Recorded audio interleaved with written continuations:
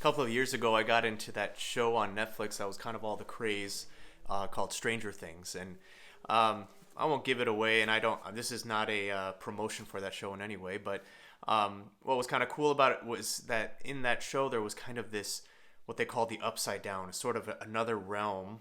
Um, like I'm saying, this is not a promotion for that, but I'm using it as a metaphor. That there was kind of this sort of like dark realm that, but it mirrored the actual world that these people were living in.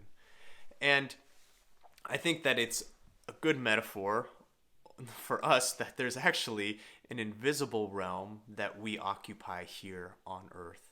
The invisible realm of the kingdom of God that we don't necessarily see always with our eyes, but yet it is very present to us and it has effect on our lives. Today we hear Jesus calling Nathaniel, one of his disciples, to him, and Nathaniel's like, well, he's not really taking to Jesus right at first. He even says to Philip before, he's like, can anything good come from Nazareth? And but what happens is then he says to Nathaniel, like, you're a true child of Israel. You are someone without guile, without duplicity.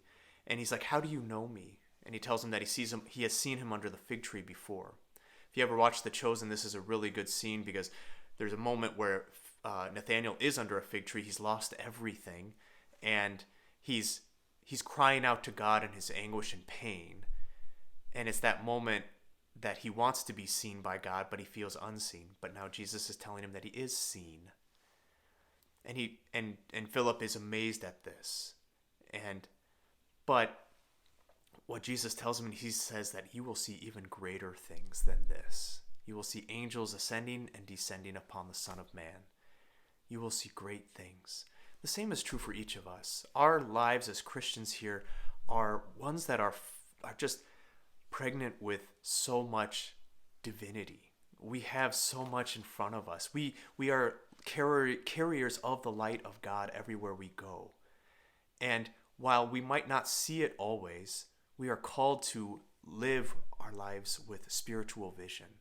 We have to continue to show the world that there is something more than just what we see with the material and what's there by scientific fact. That there's something true about the world and love, and it's only through love that we can truly know ourselves and know God. So we ask the Lord today just to help us to see the invisible in front of us and to live our lives in accord with his life so that we might one day come to see the kingdom of God visibly when we go to heaven.